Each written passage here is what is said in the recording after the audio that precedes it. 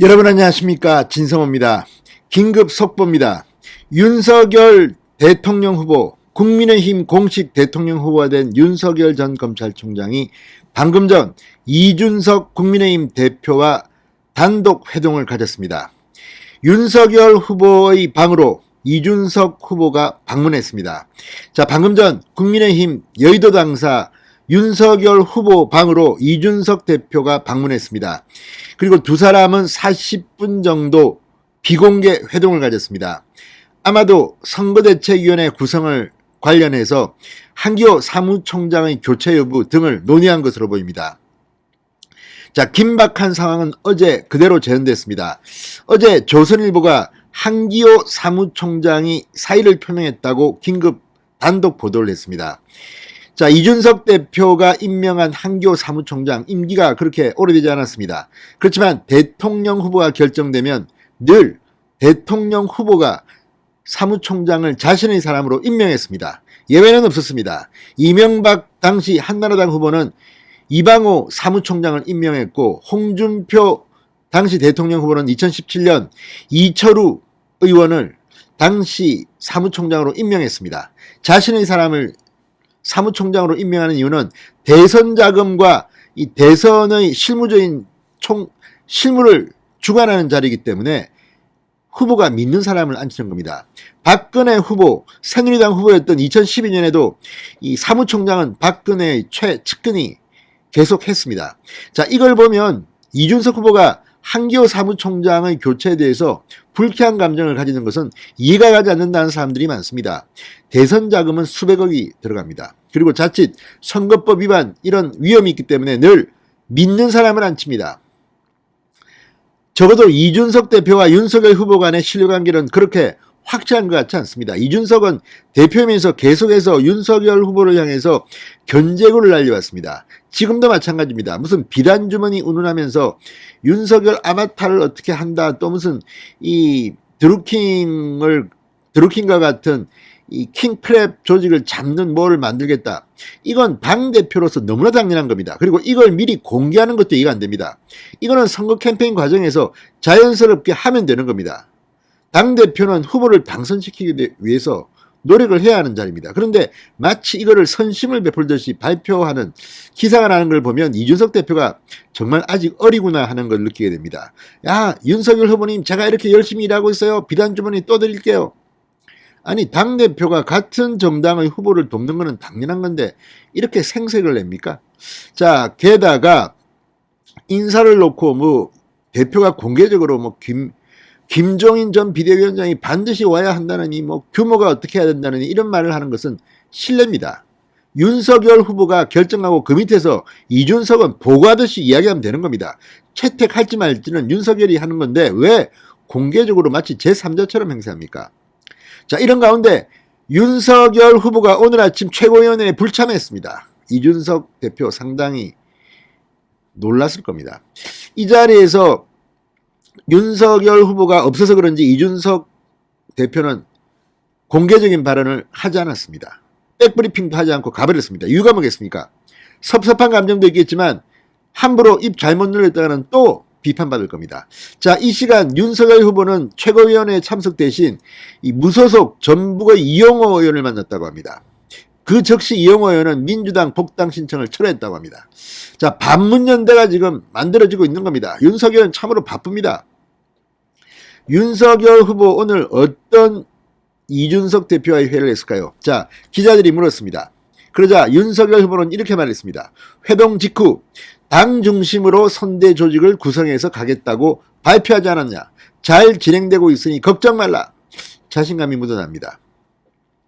자, 이준석 대표 오늘 오후 3시 20분쯤 서울 여의도 국민의힘 당사로 찾아와 윤석열 후보방을 찾았습니다. 자, 이전에 윤석열 후보는 오후 2시 반쯤 이 당사에서 이철이 청와대 정무수석의 예방을 받고 문재인 대통령의 축하난을 받기도 했습니다. 약 40분간 이준석, 윤석열의 비공개 회동이 있었습니다. 최근 당 선대위 인력 구성 등을 놓고 이준석이 공개적으로 무슨 막 떠들면서 좀 불편한 입장들이 있었습니다. 윤석열 후보가 이준석 대표를 불러서 이를 진화한 것으로 보입니다. 특히 어제 조선일보가 보도한 한기호 사무총장의 사의 표명. 실제로 한기호 사무총장은 자신의 거취를 당기도부에 일임했다고 합니다. 누가 봐도 이건 당연한 겁니다. 이 뭐 미리미리 해야지. 이걸 갖다가 그래도 나 버티고 앉아가지고 이거 권력 누려야지. 수백억 원의 대선 자금이 오가는데 내가 결제해야지. 내가 말이야 알아서 이거 다 처리할 거야. 이거는 정말 안 됩니다. 물론 윤석열 후보가 공개적으로 양보를 해서 한기호 사무총장 당신이 하시오 하면 모르지만 그 전에 미리 알아서 다 좀 사회를 평화하고 좀 이렇게 빈 공간을 만들어줘야지. 뭐 그게 대단한 권력이라고. 특히 지방선거가 있고 하니까 뭔가 또 정치인들은 있습니다. 뭔가 권력 땡기려고 아무튼 이런 의혹으로부터 자유로우려면 한기호 사무총장은 당연히 그만둬야 합니다. 만류로 해도 그만둬야 합니다. 윤석열 후보가 신임하는 사람이 그 자리에 가는 게 맞습니다. 그리고 한기호 사무총장은 군인 출신이고 깨끗한 정치인으로 알려져 있는데 굳이 왜 그렇게 그 자리에 연연합니까? 이해가 안 됩니다. 그리고 한기호 사무총장이 무슨 선거를 많이 치러갔다든지 그런 사람도 아닙니다. 삼선 아닙니까? 아무튼 자 어쨌든 이걸 보면 지금 이준석 대표의 욕심이 하늘을 찌르는 게 아닌가. 내가 뭐 후보 처리로 가야 되는데 당대표가 뭔가 한 건 했다는 걸 지금 광을 내고 싶은 겁니까? 기가 막힙니다. 윤 후보 회동 후 대화를 나눈 건 알려드릴 수 없고 당 중심으로 선대 조직을 구성해서 가겠다고 발표하지 않았나. 잘 진행되고 있으니 걱정 말라. 사무총장 이야기가 나왔느냐. 여러 가지 짧게 대답했습니다. 이준석 대표를 왜 갑자기 만났느냐고 묻자 후보랑 당대표가 만나는 게 뭐가 갑자기냐. 자신감이 배어나오는 것 같습니다. 자 그리고 또 하나 지금 윤석열 후보는 분명히 지난 8일 입장을 밝혔습니다. 당 중심으로 간다. 외연, 중도 외연을 확장하는 곳으로 간다. 또 특정 사조직이나 이런 것들이 너무 권력을 갖다가 발휘하게 되면 뭐 광흥장 팀이니 뭐니 다 사고가 터진다. 경고를 했습니다. 뺄셈이 아니라 덧셈형 조직을 만들겠다는 겁니다. 자 어쨌든 이 윤석열 후보가 이준석 대표를 불러서 회의했다는 것은 상당히 중요한 것 같습니다. 자 그리고 무엇보다 윤석열이 이렇게 힘을 쓸 수 있는 것은 지지율 그리고 국민들의 호응입니다. 어제 제가 가장 인상 깊었던 것은 이 윤석열 후보가 이 고척돔에서 열린 코리안 시리즈 1차전 KT 우승을 한 KT와 지금 치고 올라온 두산과의 첫 번째 코리안 시리즈 1차전을 직접 관람했다는 겁니다. 자, 이 구로구에 있는 고척 스카이돔을 찾은 이 윤석열 후보, 이 옷차림부터가 모자, 야구 모자, 야구 점퍼는 국가대표팀 이 점퍼였습니다. 특정 팀을 하면 또 누구 편든다고 할까봐 했습니다. 일구 야구 팬들 윤석열에게 다 기념 촬영하고 뭐 이 야구 볼 이 사인을 받고 뭐 주먹 악수를 하고 난리가 났습니다. 자, 윤석열 후보는 어제 20여 분 동안 이 시민들과 함께 줄을 서서 대기하고 있다가 입장했습니다. 그리고 이 날씨 좋은 가을에 그동안 코로나19로 찌들었던 국민과 함께 야구 경기를 보기 위해서 아주 기분이 좋다.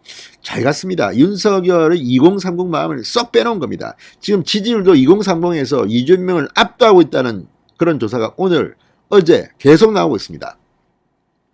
자, 어느 팀을 응원하느냐 묻자 윤석열은 대전에 근무할 때는 한화, 대구에 근무할 때는 삼성, 광주에 근무할 때는 기아 뭐 이렇게 말했습니다. 지방 근무할 때 그렇게 많이 다녔다고 말했습니다. 자, 그런데 이 야구장에 이 수많은 관객이 들어오는데 이 집회를 제약하는 현 정부 지침에 대해서는 한마디 했습니다. 제가 과학적이지 못하다고 그러지 않았나?